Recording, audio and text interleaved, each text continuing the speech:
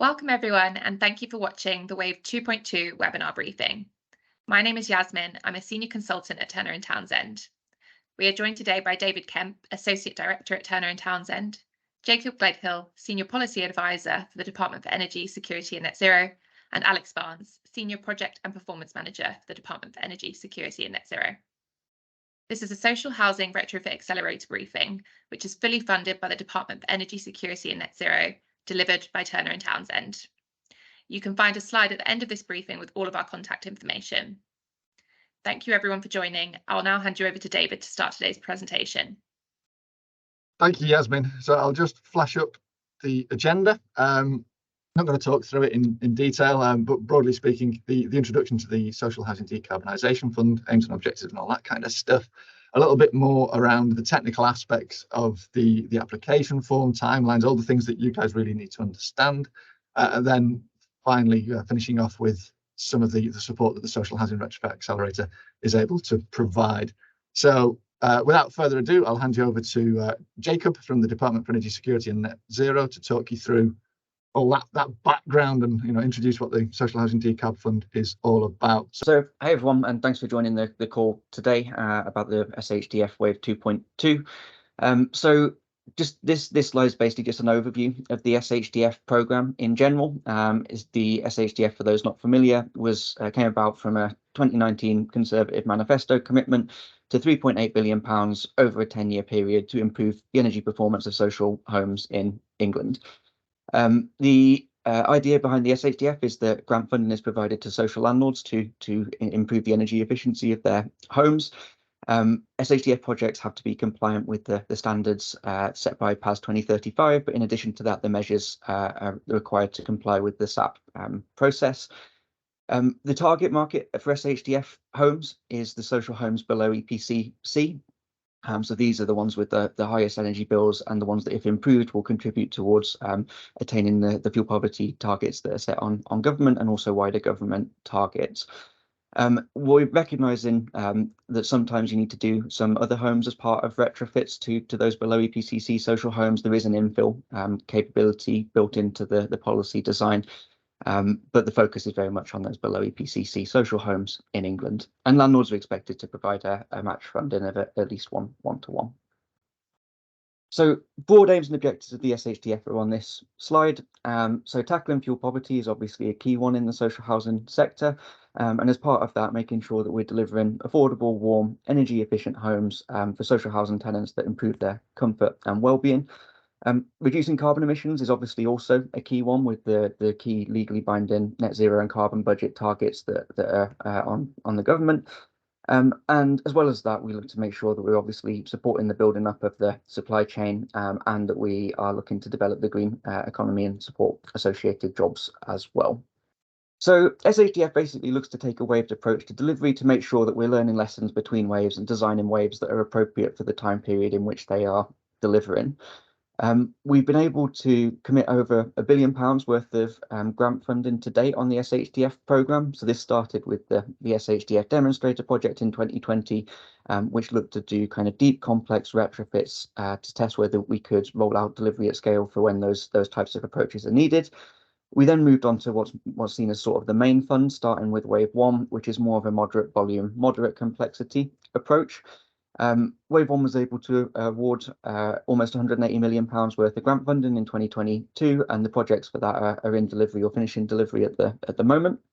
And Wave 2.1 was something that we were able to award £778 million for earlier this year, delivering up to 2025. So you can kind of see the graph at the bottom shows the waved approach for the SHDF, and Wave 2.2 there on the graph is what we'll be talking about today in more detail. So Wave 2.2 is basically we have up to £80 million of grant funding for Wave 2.2 from April 2024, and it's essentially a top-up competition. So substantively, the policy is basically the same as Wave 2.1 with a few minor changes.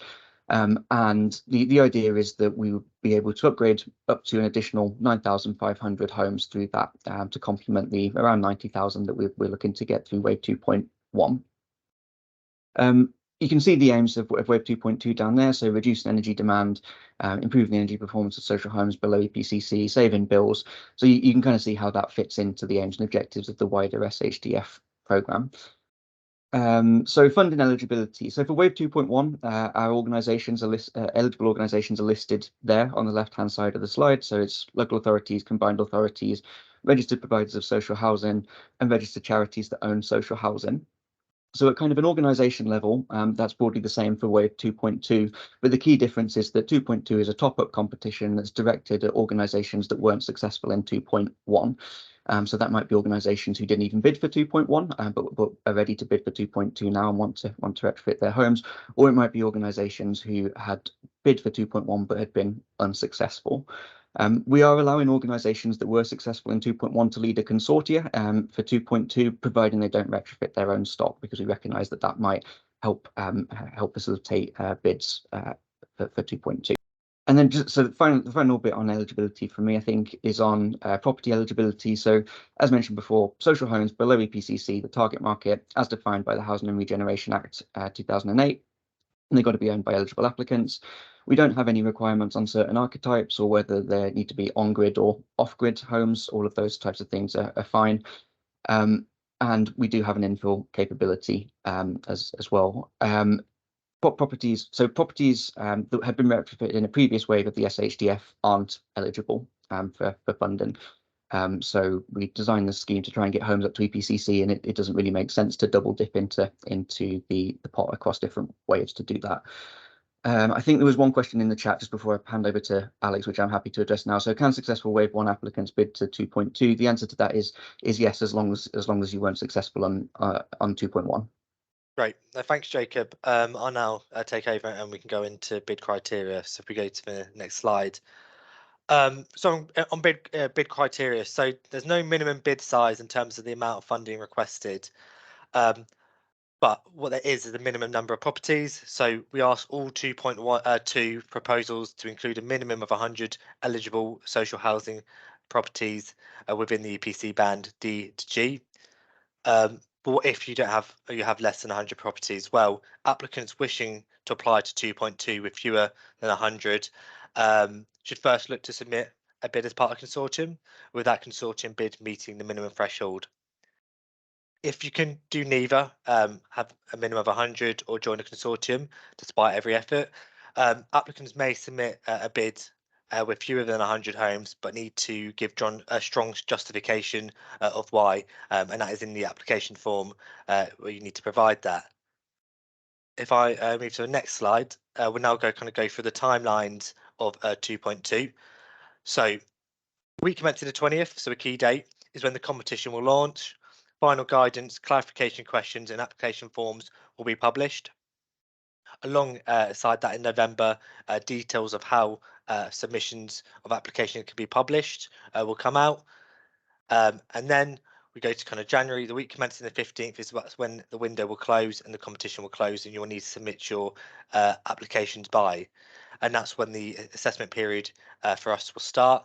The bid assessment period will end in February 2024, and then successful projects will be notified in late Feb and early March. And then we move into March, where grant funding agreements will be signed with successful applicants and projects, and then ahead of April 2024, where delivery will commence. So around the retrofit funding plans. So when is funding to be spent? So grant funding awarded to each applicant must be spent within the 31st of March 2025. Co-funding requirements, 25% needs to be spent by the 31st of March 2025, and that co-funding is alongside the grant funding throughout the delivery window. And then on evidence checks, that will be 3 times a year. So checks will take place 3 times a year to retain the evidence to spend to provide at these points. So I've got a case study to go through of Stafford upon Avon and why apply to SHDF. So they applied and were awarded around 1.5 million to retrofit 69 low energy performing social homes. The council took a deep fabric first retrofit approach and which involved installing an internal wall installation, upgrading windows and walls and doors, installing solar panels, and then replacing oil and gas heating with new air source heat pumps. The project is estimated to kind of supported 50 local jobs, and then to the right we've got kind of the real life case studies of the people it's benefit. John there with a kind of saying installation is like a box. If it's cold inside, it'll remain cold. If it's warm, it'll be warm. You've also got Lynn at the top recommending it, and at the bottom Hilda saying it was good, it's definitely worth it. I will now pass over to David, who will take you around the support. Thank you there, Alex. Right, moving on to just highlight some of the support that's available to applicants for Wave 2.2 from the Social Housing Retrofit Accelerator. So obviously the objectives of the Retrofit Accelerator and who we are and what we do. So we are a government-backed service. We're fully funded by the Department for Energy Security and Net Zero, offering free services to the sector to build capacity, provide insights to all stages of the application process, but also help you ultimately to develop the best application that you can submit so that you are successful when you apply for this cash. Likewise, we have a track record in this space. So you can see there the stats on the bottom of the slide deck. Just shy of 98% of every successful bidder under Wave 2.1 access support from our team here at the Retrofit Accelerator. And that, 131 of the 144 successful bids got in some way, shape, or form support from the team. It doesn't matter whether you've got a big project or a small scheme. We're kind of like agnostic as far as the value is concerned. If you need the support, we'll provide it to you. Whether or not you need 600 grand or 138 million is what I think was the largest project that we supported. And again, a lot of experience of dealing with organisations of all different sizes and all different what we term as maturity when it comes to development and delivery of retrofit programs. We are effectively that single source of truth and information for organisations that are looking at applying for Wave 2.2. Don't listen necessarily to hearsay you might come across on LinkedIn or rumour and speculation from supply chain partners and others. We've already had quite a few people saying applicants that were successful at 2.1 cannot apply, and as you've heard today, that's not necessarily the case. So if in doubt, come to the Retrofit Accelerator and ask some questions. So in terms of that support that we provide, there's a whole lot of technical stuff.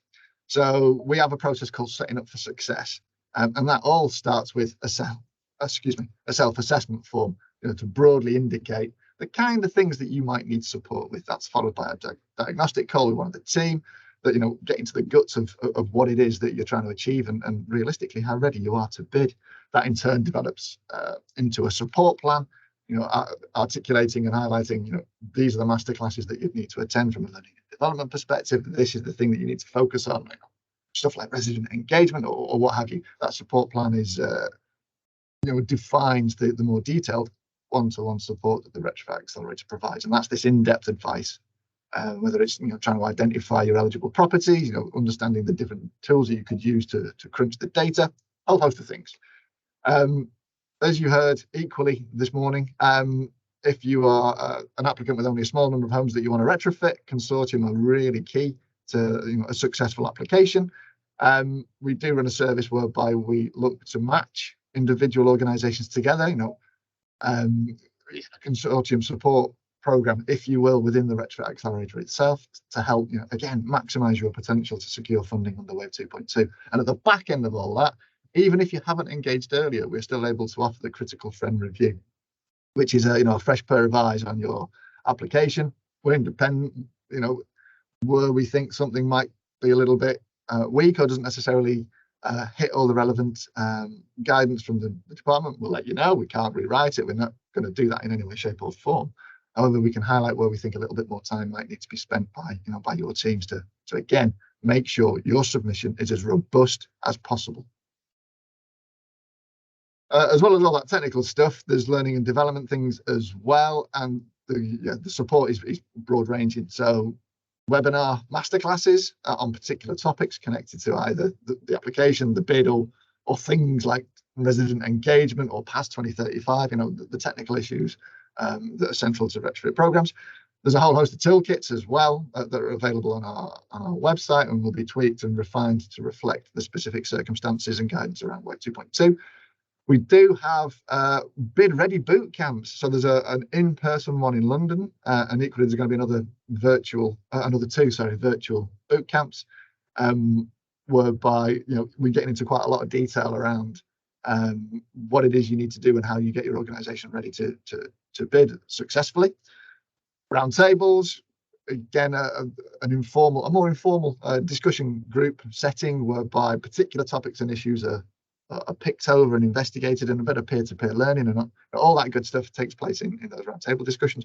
Podcasts, and again, weekly bulletins, so things will drop into your inbox, you know, latest developments. If there's been an update from the department or something new and wonderful, bang, it's in the bulletin, and it keeps you up to date if you register for that with obviously the latest news, other events that we might be putting on, you know, what's the next set of masterclasses coming out, all of those things. That's your drumbeat of information that will come out of the accelerator. So I've mentioned the self-assessment form. It is the first step to accessing our support. So what I would strongly suggest we do collectively, the royal way, as it were, is head over to the website, the socialhousingretrofit.org.uk, and complete it. Ultimately, it doesn't take very long. There's about 30 questions, I think, in total. If you know, the relevant boxes are ticked and it opens up another question, the maximum is going to be around about 30. Yeah, don't take too long, but it gets you in the process. It gets you in the system and into the hopper, as it were, for the provision of further support from the Retrofit Accelerator. Thank you for watching today. The next step is to complete your self-assessment form. This is available on the homepage of the SHDF website. Please find our contact information on the slide on the screen. You can contact us at info@socialhousingretrofit.org.uk.